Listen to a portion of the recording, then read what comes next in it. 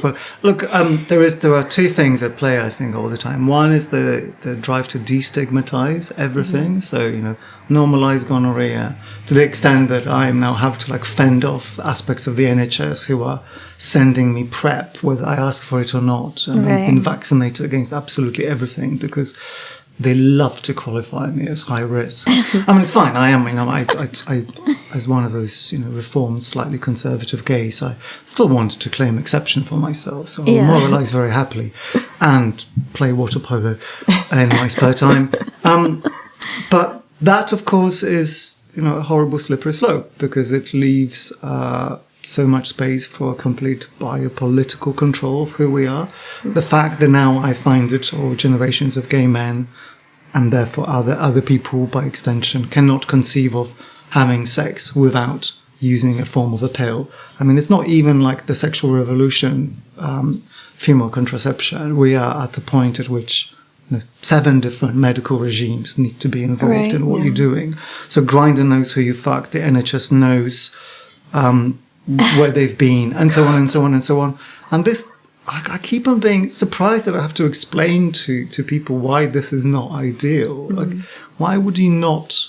You don't have to be a libertarian to want all these authorities to stick away from it.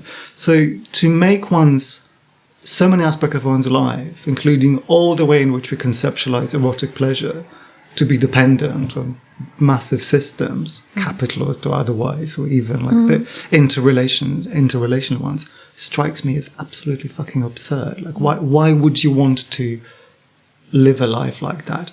And from that perspective, the old school bathhouse in San Francisco in the 70s is almost a hub of a based community. Could we have a return to those days? I don't know what I'm saying. Actually, I don't know.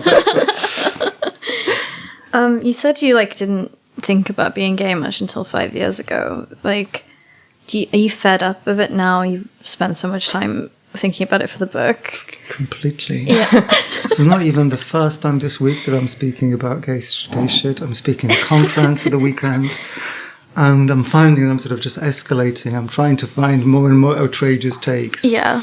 So the most recent one that I'm rehearsing is that there is this great parallel between women's liberation in the 1970s and gay liberation in the disastrous outcome. So if you sort of paraphrasing a line that comes from, I think, Simone de Beauvoir and Nina Power has mentioned many times. So the freedom that women win themselves in the latter stages of the sexual revolution is the freedom to fail without guardrails, without, say, the patriarchy, which of course is understood in those terms to be protective and benevolent in some sense.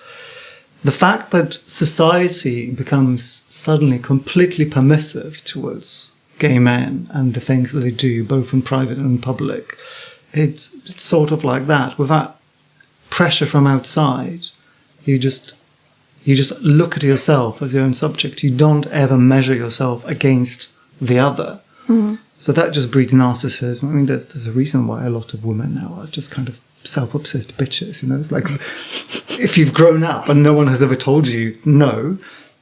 Okay, that's probably the most kind of base thing I'm going to say tonight. Step back in line. Gay teens who have never been told not to do whatever it is. Isn't that just because the homosexualization of culture that's made? Well, of course. But these things come together. It's not like one or the other. But the only thing that we get to point our fingers at, which I acknowledge is a really shitty way of doing history, is the subjects themselves. So when I started thinking about this, I got Mark Simpson and Simon Fanshawe, who was one of the founders of Stonewall, but now, was involved in the LGBT Alliance.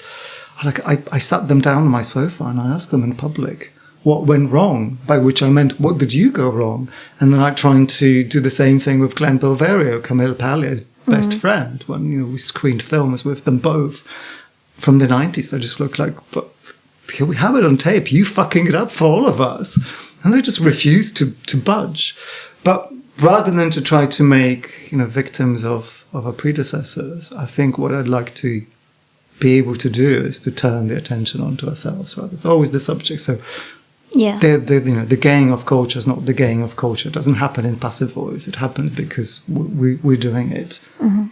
As simple as that.